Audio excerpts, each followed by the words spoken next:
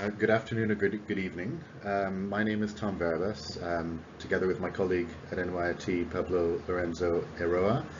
We're offering a workshop in this series titled Big Data Dynamics. In this context, I'd like to share my thoughts on the evolution of our discipline's guiding principles and beliefs, or in other words, its paradigms, and the ways in which our methods and media, the tools of our discipline, have been equally dynamic over several years and generally are always. The title, Shifting Paradigms, Methods and Media, I'll show a little bit of work in the context of workshops that all of our audience are taking here virtually in Shanghai, and also through some examples of work of my practice and some exhibition work. My practice is based now in New York, but it was in Hong Kong, and before that in London. As Ocean, we began in 1995. These are some of the projects, really only the urban projects, and the relationship perhaps to the changing media and kind of technological evolution over several decades. I'll start really first, maybe to contextualize my interest in past and my background in Shanghai. I directed programs for the AA in their visiting school for several years, and 12 consecutive years. I was the director of a Shanghai Summer School, which began here in Tongji University. This is probably the space where all of you would have been located if we were on campus in person. This is at the College of Architecture and Urban Planning in Shanghai. So of these programs, I directed the Shanghai Visiting School and also one in Xisinan in Anhui Province and in Shenzhen.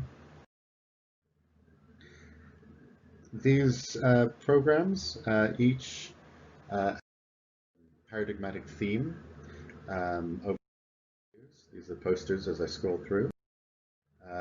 We dealt with topical issues such as the expo during the expo, the levels of Shanghai on the sea, the evolution or evolution of urbanism, how cities adapt, urban form, customized city, specificity, and city smart.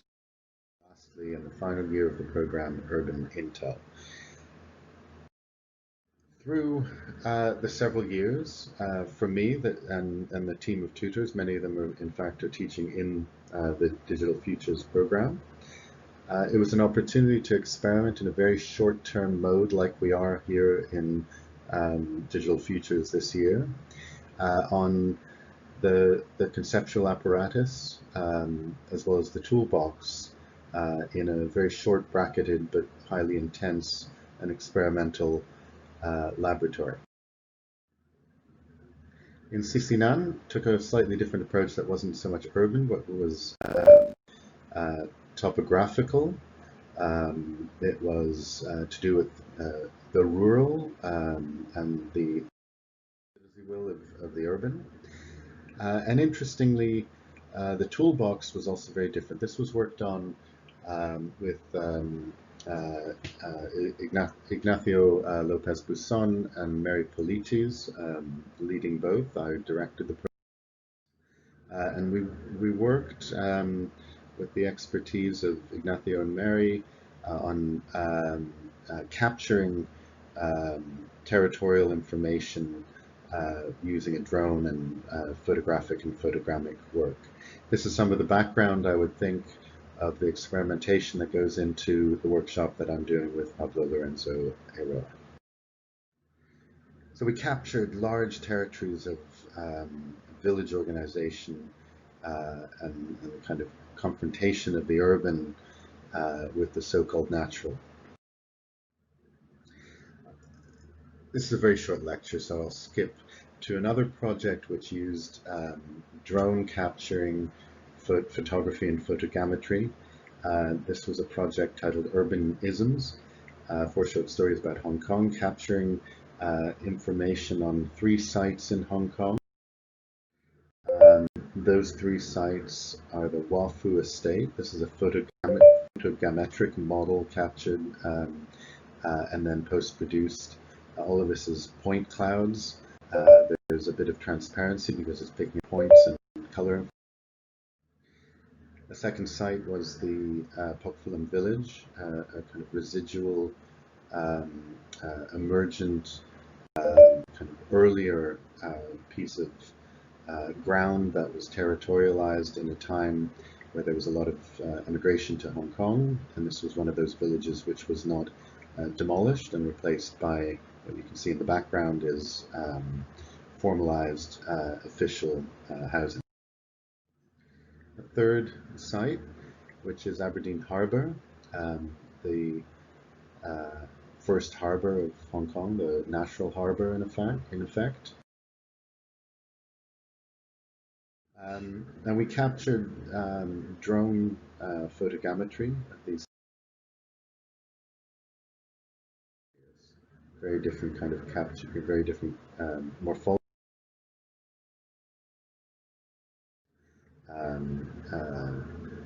Process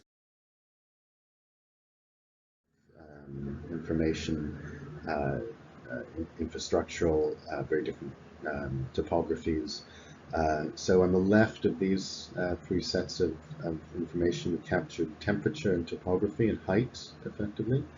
The Wafu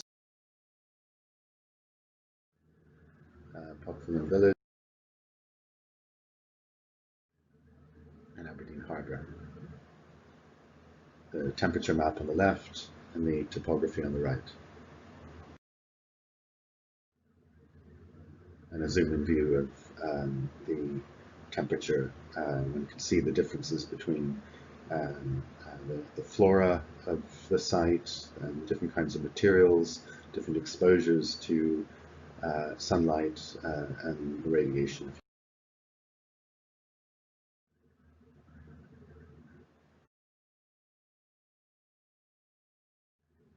More photo capturing the sites. And as part of this, we worked together with Andrew Haas on the inputs to 3 different kinds of territories that simulate properties of sites. On a kind of base geometry that's a the topographical terrain of each of the 3 different experiments. We worked with the different sizes of volume, which are articulated as color and height.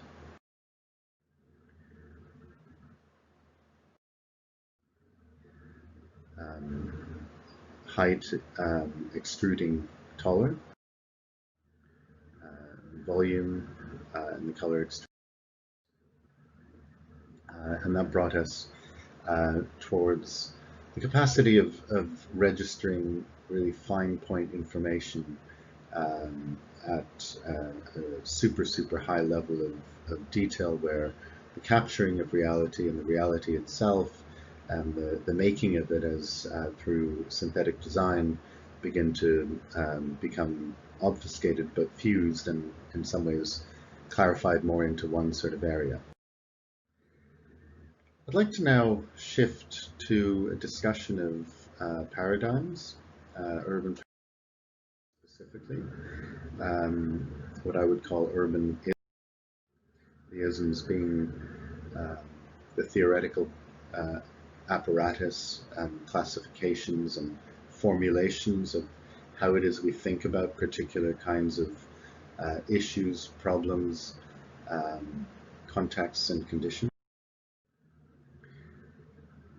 If one could notate a series of classifications through various kinds of urban projects, theorizations, book titles, seminal projects throughout the last century or so, I would say that in those categorizations, the contribution that I would say I've been focusing on through time was initially parametric urbanism, the adaptive city, customized cities, and the smart city or intelligent urbanism.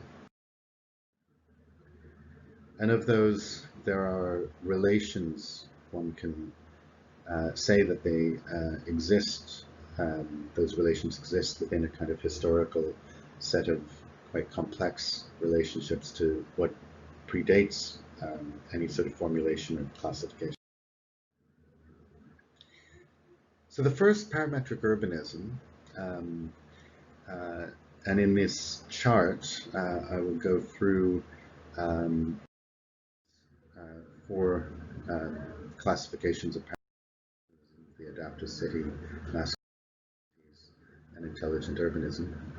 I'll go through observations of the city of Hong Kong on the first horizontal band, and a series of projects which have been done through my office and also my teaching primarily at the AA, University of Hong Kong, and some other examples, say at the University of Pennsylvania.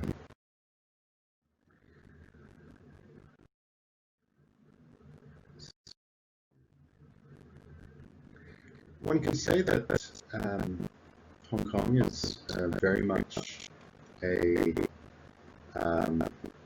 city which has been modeled through Excel spreadsheets and business plans, and the way that one can maximize or balance the input to output in the financial sense is very much the mode in which the morphology of Hong Kong had emerged and evolved and was built and rebuilt over time. It's one of the cities in the world which has absorbed huge influxes and exoduses of people, has rebounded countless times from economic challenges, great political changes, and this photo taken by Keith McGregor, Hong Kong-based photographer, shows the difference between 1983 and 2015 on the bottom. David Bailey, another photographer, looks at the banality of Hong Kong's mass industrially produced housing and how over time it develops unique specificities, customizations, at times desperate attempts to cosmetically describe and inscribe difference into otherwise homogeneous and ubiquitous and unrelenting architecture. Andy Young, the fourth photographer, captures the intensities, simultaneities, ultimately the urban intelligence that a city such as Hong Kong, or really any city, requires in terms of its functionality. So there are projects that can exemplify each of these, which have spanned between, say, the last on the left, parametric urbanism, a student project where I taught at the Design Research Lab for several years. This was completed in 2007, 13 years ago. In the adaptive city, this is a project for a proposal for a 25 square kilometer master plan in Hebei, the province surrounding Beijing, where we looked at the topographic existing conditions and how the urban grid and its densification over time can adapt to a fusion and synthesis with the ecological context. Mass customized cities in a urban design competition, an invited competition in Osaka for a 7-hectare site. that we did with my office. We focused on the capacity for high degrees of differentiation of mass, footprint, typology, programming on one site to negotiate very much the extreme differences of a site which has been developed more recently, yet has this much older, finer grain. An intelligent urbanism. This was an urban park about a dimension of 1 kilometer by 450 meters in Shenzhen. As an urban park, it's generated through the form finding of routes, the building up of its urban edge, and its relationship of paving, planting, green spaces, and the routing systems that kind of guide you around and through landscapes and programs.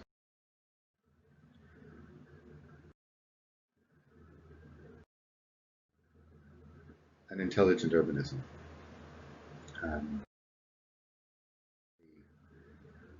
Potential of reading through computation the properties, attributes of an existing site, and to begin to generate them for their transformation. This was a student project at the University of Hong Kong by Terence Ho of repurposing a city in Hokkaido, which was shrinking. So it's a repurposing of its architecture, its territories, its landscapes, and its infrastructure system.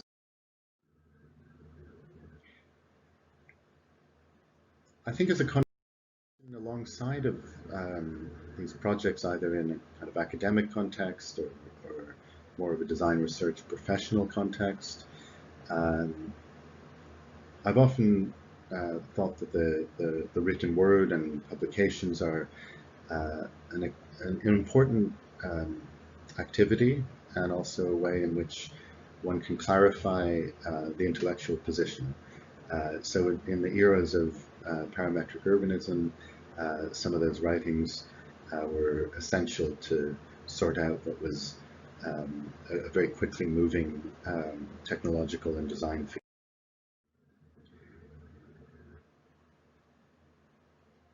I edited and authored a book called Master Planning the Adaptive City, published in 2013.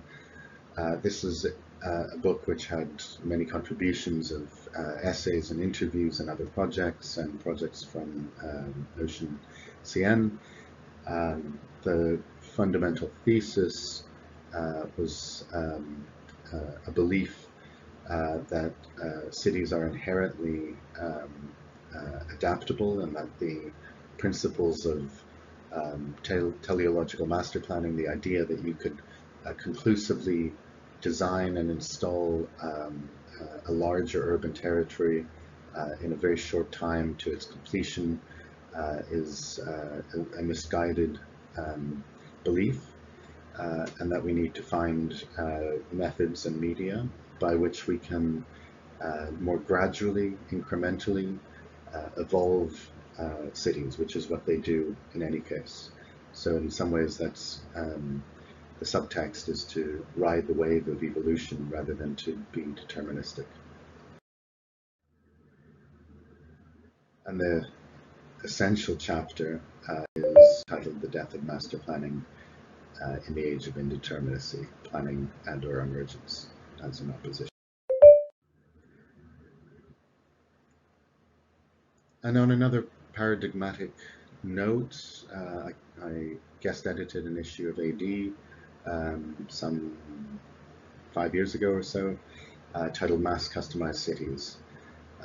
This questioned the computational media, the digital design, which has gone into making unique and special buildings. What happens when those tools are scaled up to the city? How is it we can extrapolate the bespoke systems that happen at discrete buildings to the larger scale of urbanism? How do we make special and unique cities, is another way of asking the same question. So I thank you very much for your time in watching this lecture. I wish everyone really very well in the workshop. It's really an honor and a pleasure to participate. And I look forward to the ways in which in our workshop we will experiment and continue these experiments on the methods and medias and the ways in which the more haptic, experimental modes of these short-term events have potentially profound ways of shifting the ways in which we think, conceive, and formulate our ideas, and therefore an effect from more bottom-up on the paradigmatic formulations that we have as designers and thinkers. Thank you very much.